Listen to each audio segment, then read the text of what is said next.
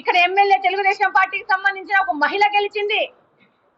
ఈ రోజు తెలుగుదేశం పార్టీకి 8 మంది కార్పొరేటర్లు వచ్చినారు అనే విషయాన్ని డైజెస్ట్ చేసుకోలేక ఒక కుర్చీ అనే డ్రామా మొదలు పెట్టాడు. ఈ రోజు మొన్న మాట్లాడతారు కడపలో నీ తాగునీటి సమస్య లేదని చెప్పి గాంట్ నుంచి ఉమ్ముతారు ఇలా ముఖాల మీద. కడపలో తాగునీటి సమస్య లేదు అని చెప్తే ప్రజలు వీళ్ళకు బుద్ధి చెప్పే టైం ముందుంది. నిన్న ఎవరో ఆఫ్ రికార్డ్ అడిగితే అలా చెప్తాము మీడియాకి అంతే అని చెప్తాడంటే ఈ పెద్ద మనిషి. ఇలాంటి పరిస్థితులు ఈ కడప మున్సిపల్ కార్పొరేషన్ ఇలాంటి వ్యక్తి ఆధీనంలో ఉంది. అన్అఫిషియల్ గా రాసేసుకున్నాడు. ఇక్కడ ప్రజాస్వామ్యం లేదు, ప్రజల సమస్య గురించి చర్చ లేదు. ఎంతో మంది కార్పొరేటర్లు ఈ రోజు ఎజెండాలో వాళ్ళకి సంబంధించిన ప్రజల సమస్యలను దాంట్లో పొందుపరిచినారు. ఫర్ ఎగ్జాంపుల్ కుక్కలు పిల్లల్ని కాటేస్తున్నాయి, రోడ్డు మీద మనుషుల మీద దాడి చేస్తున్నాయి. ఎంతమంది కుక్కలకి ఆపరేషన్లు చేయించారని ఒక క్వశ్చన్ ఉంది. ఇలాంటి ప్రజలకు సంబంధించిన సమస్యలు రోడ్ల గురించి, నీళ్ల గురించి, ప్రతి ఒక్క దాని మీద సమస్యల మీద వాళ్ళు ప్రశ్నిస్తే ఏ విధమైన చర్చ లేకుండా, ఏ విధమైన దానికి ఏ విధమైన అజెండా చదవకుండా ఈ రోజు ప్రజలను ఫేస్ చేసే ధైర్యం లేకుండా కార్పొరేటర్లు ప్రశ్నిస్తే సమాధానం చెప్పుకునే పరిస్థితి లేక ఇంత దుర్మార్గంగా అజెండా అయిపోయింది అని చెప్పేసి వెళ్ళిపోతున్నారు. ఇది మీడియా ప్రతినిధులు అందరి ముందు జరిగిన విషయం. ఈ విధంగా ఎక్కడన్నా ఏ కార్పొరేషన్ లో అయినా మీటింగులు జరిగింది మనం చరిత్రలో చూసామా? కడప కార్పొరేషన్ లో జరిగింది. ఇలాంటి దుర్మార్గమైన ఈ మనిషి వలన ఈయనకు ప్రజల గురించి అవసరం లేదు, ప్రజా సమస్యల గురించి అవసరం లేదు.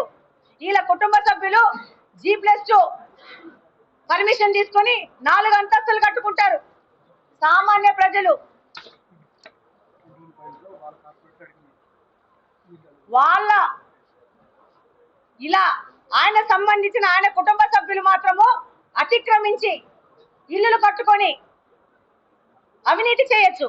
అదే 2-3 సెంటర్లో పేదవాళ్ళు ఇల్లులు కట్టుకుంటే నీకు పర్మిషన్ లేదని దాడి చేయనీకి పోతారు, ఆ ఇళ్లను కూలుస్తారు, ప్రొక్లైన్ తీసుకొని బుల్డోజర్ తీసుకుపోయేసి. ఇది 1 సైడెడ్ రాజ్యాంగం నడుపుతున్నాడు ఈ పెద్ద మనిషి. ఈ రోజు ఇదే అజెండాలో దాదాపు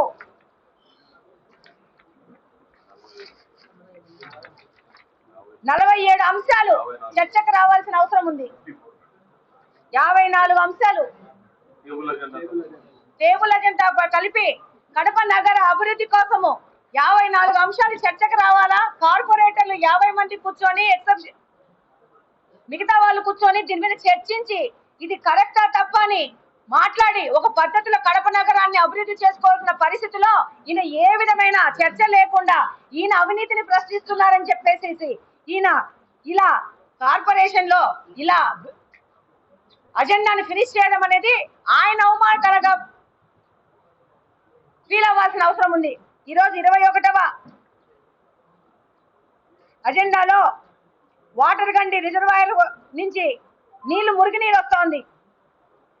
ఇక్కడ నీళ్లు 3 రోజులకు ఒకసారి కూడా నీళ్లు రావట్లేదు, ప్రజలు ఇబ్బంది పడుతున్నారని చెప్పేసి దీని మీద ప్రశ్నించడం జరిగింది.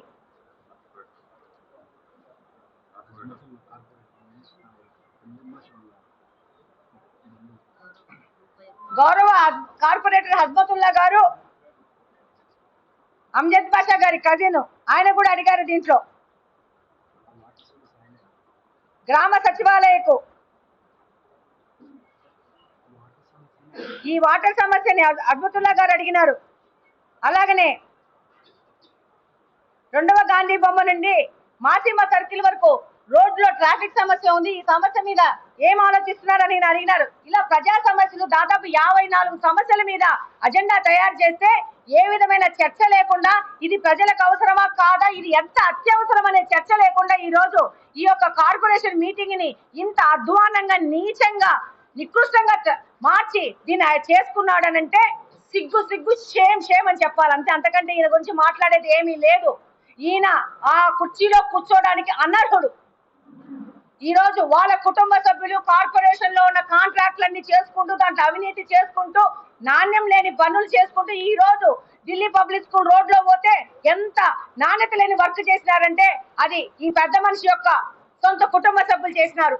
దేవుని కడప నుంచి కృష్ణా సర్కిల్ నుంచి దేవుని కడప వరకు రోడ్డు ఎందుకు ఫినిష్ కావట్లేదు, ఎందుకు చేయట్లేదు దాని పూర్తి, దాని కాంట్రాక్టర్ ఎవరు?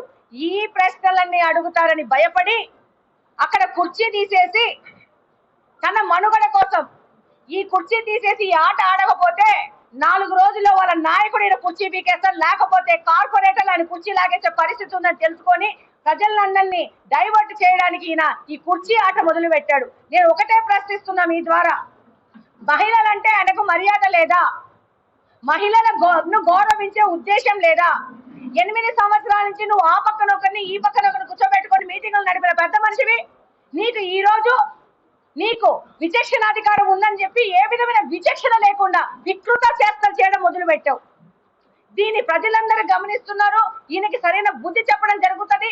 ఏ రోజైనా పద్ధతి ప్రకారము మీటింగ్ జరగాల్సిందే. పద్ధతి ప్రకారము ప్రతి ఒక్క కార్పొరేటర్ వాళ్ళ సమస్యల్ని అక్కడ చర్చించాలా, ప్రజా సమస్యలు చర్చించి ప్రజలకు అందుబాటులో కార్పొరేటర్లు ఉండి వాళ్ళ సమస్యలు పూర్తయ్యే విధంగా పనిచేస్తారు. డెఫినెట్ గా దీనికి ఒక సొల్యూషన్ వస్తుంది.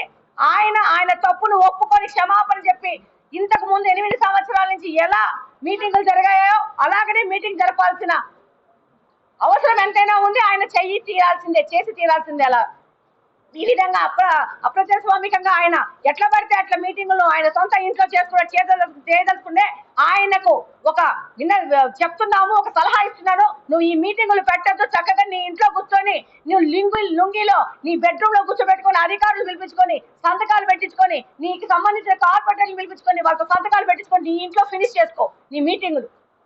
అంతే చెప్తున్నారే, సలహా ఇస్తున్నాను. ఊరికి ప్రజాధనం వేస్ట్ చేయాల్సిన అవసరం లేదు. నువ్వు డెమోక్రసీ లేకుండా మీరు ఈ విధంగా చేయడం మాత్రము మంచిది కాదని తెలియజేస్తున్నాను. మీరు చెప్పండి, ఒక మహిళా ఎమ్మెల్యే ఇక్కడ కడపలో గెలిచింది. మొదటి మీటింగ్ లో నేను కూర్చున్నానా లేదా? ఈ రోజు ఎందుకు మారింది ఆ సాంప్రదాయం, ఆ పద్ధతి? మీరే సమాధానం చెప్పాలి. ఎందుకు ఈ ఎత్తేసాడు? ఈ ప్లాన్ వేసుకొని ఈ యొక్క డిస్టర్బెన్స్ ను కడప నియోజకవర్గంలో ఎందుకు క్రియేట్ చేస్తున్నాడు? ఎవరు వాళ్ళ కార్పొరేటర్లు? ఎవరా కార్పొరేటర్లు? అలంకారపల్లి కార్పొరేటర్ తెలుగుదేశం గుర్తు మీద సైకిల్ గుర్తు మీద గెలిచింది. ఫస్ట్ ఈ పెద్ద మనిషికి అలంకారపల్లి కార్పొరేటర్ తెలుగుదేశంలో సైకిల్ గుర్తు మీద గెలిచిందా లేకపోతే ఫ్యాన్ గుర్తు మీద గెలిచిందా? అది తెలుసుకుంటే మళ్ళా ప్రెస్ మీట్లు పెట్టచ్చు. అది తెలియకుండా ప్రెస్ మీట్లు పెట్టుకుంటే ఎందుకు అవమాన పాలవుతారు? అందరు నవ్వుతున్నారు ఆయన చూసి. మహిళలకు గౌరవం ఇవ్వకుండా అమర్యాదగా ప్రవర్తించి మహిళలను ఇబ్బంది పెట్టాలా? మహిళలను ఇబ్బంది పెడితే ఆయన రాక్షసానందం పొందుతున్నాడు ఇప్పుడు ఈ రోజు మహిళలను ఇబ్బంది పట్టి. ఇది అందరూ గమనిస్తున్నారు. దీనికి డెఫినెట్ గా ఒక సొల్యూషన్ వస్తుంది. ఈయన చేసిన ఈ దుర్మార్గాలకి ఈయన శిక్ష కూడా పడుతుందని తెలియజేస్తున్నాను.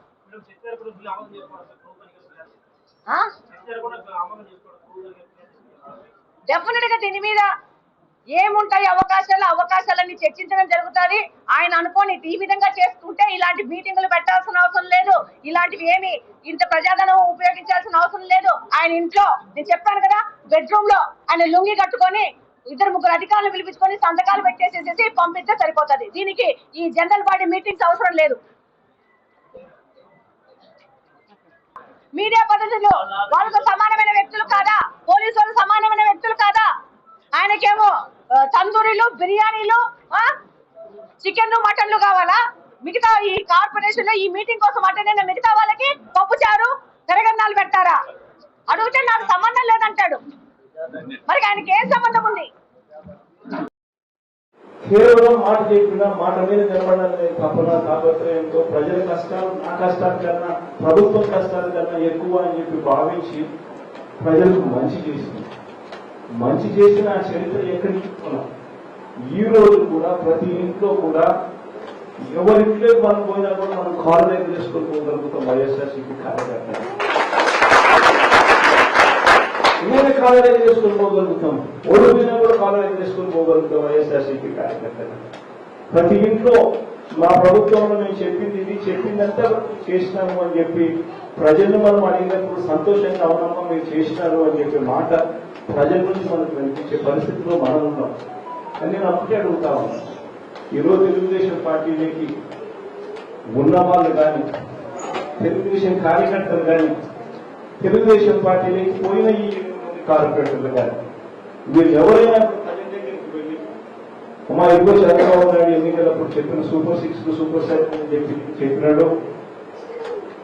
ఈ రోజు చెప్పిన వీళ్ళంతా కూడా ప్రజల దగ్గరికి వెళ్ళి మేము చేసినాము అని చెప్పి ప్రజల దగ్గరికి చెప్పగలుగుతారా?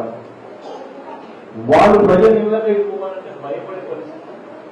ఎందుకంటే ఇళ్ళకు పోయినారంటే ప్రతి ఇంట్లో కూడా చిన్నపిల్లలు నా 15,000 ఏమైనా అడుగుతారు,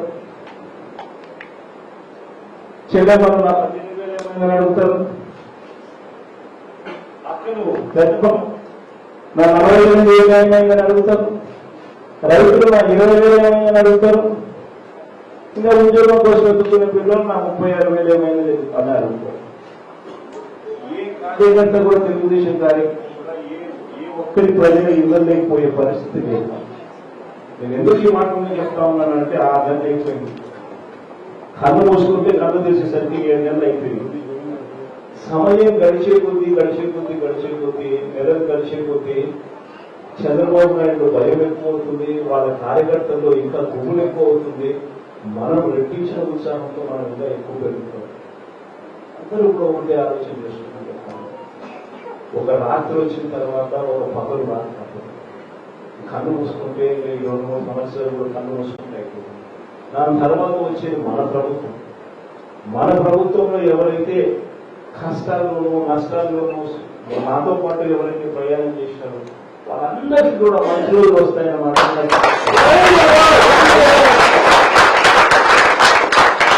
కారణం లేదు. కష్టాల్లో ఉన్నప్పుడు మనకు ఇబ్బందులు ఉంటాయి, ఆర్థికపరమైన ఇబ్బందులు ఉంటాయి. ఈజీగా మనం ప్రలోభాలకు అవతల మనం ప్రలోభాలను పెట్టే పరిస్థితులు ఉంటాయి. ఇవన్నీ కూడా నేను ఒకటే చెప్తాను, కొంచెం ఓపిక పట్టండి. ఇప్పటికీ కూడా మీ అందరికీ కూడా ఎవరికి ఏ అవసరం వచ్చినా, ఎవరికి ఏ కష్టం వచ్చినా కూడా అవినాష్ మీ అందరికీ కూడా నా తమ్ముడే అన్ని రకాలుగా మీకు తోడుగా ఉంటాడు. ఒకటే ఒకటి చెప్తాను, ఏదైనా అవసరం ఉంది, ఇంకొకటి ఏదన్నా కూడా అవినాష్ కలవండి. నన్ను కలిసినట్టే ఖచ్చితంగా బిర్యానీ పెట్టకపోయినా పలావ్ పెట్టారు.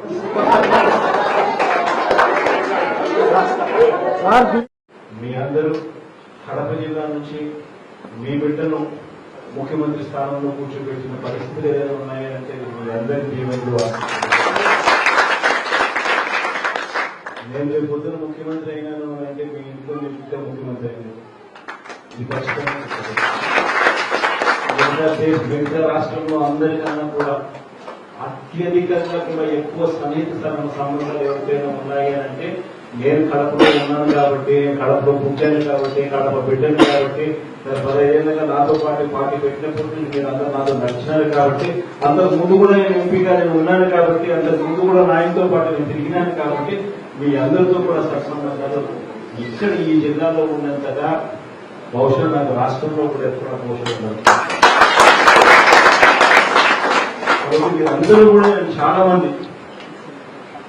మందితో ఆ రకమైన అనుబంధాలు, ఆ రకమైన సంబంధాలు ఉన్నాయి. కాబట్టి ఈ టైంలోనే మీరందరూ కూడా కష్ట సమయంలోనే మీరందరూ కూడా నన్ను ఇంకా వెన్నుతట్టి రాష్ట్రంలోకి మీరు చూడు జగన్, జిల్లా మాకు వదిలిపెట్టేసి జిల్లా మేము చూసుకుంటాము అని మీరంతా నన్ను ప్రోత్సహించి పంపించాల్సిన సమయం కూడా వచ్చింది. ఎందుకంటే నేను కూడా ఇంత ఫాస్ట్ గా ప్రజల్ని పోవాల్సిన అవసరం ఉంటుందో అనుకోలే. కానీ చంద్రబాబు నాయుడు గారు పాలన ఎట్టుందనంటే ఒక పక్క సూపర్ 6 లేవు, సూపర్ 7 లేవు, మరోవైపు చూస్తే బాధుడే కార్యక్రమంతో నిజంగా ప్రజలను ఇబ్బందులు పెట్టే కార్యక్రమం జరుగుతా ఉన్న మధ్యలో నేపథ్యంలో మనం కూడా పోరుబాటుకు మనం కూడా పోరుబాటు చేయాల్సి వస్తుంది. అందుకని రైతులకు సంబంధించిన విషయాల మీద మనం ఈ మధ్య కాలంలోనే ఒక ధర్నా చేసినాం. ఈ 27వ తారీఖున మనమంతా కూడా కరెంటు బిల్లులకు సంబంధించి ఇంకొక ధర్నా చేయబోతా ఉన్నాం. అదే మాదిరిగా జనవరి 3వ తారీఖున పిల్లల చదువులకు సంబంధించి ఫీజు రీఇంబర్స్మెంట్ ఎగరగొట్టిన పరిస్థితుల మధ్య ఆ పిల్లల చదువుల కోసం తాపత్రయపడుతూ వారి కోసం ధర్నా కూడా చేయాల్సిన పరిస్థితి కూడా వేగంగా జరుగుతూ ఉంది. జనవరి నుంచి నేను కూడా జిల్లా పర్యటన స్టార్ట్ చేస్తా ఉన్నాను. ఇక కార్యక్రమాలు యాక్టివిటీ లెవెల్స్ ఫాస్ట్ గా జరుగుతూ పోతా ఉన్నాయి. కాబట్టి మీ అందరి సహాయం సహకారాలు కావాలి. మీ అందరు నా కుటుంబ సభ్యులు, మీ అందరూ కూడా ఖచ్చితంగా గుర్తుపెట్టుకోమని చెప్పి సవినయంగా మీ అందరితో చేతులు జోడించారు.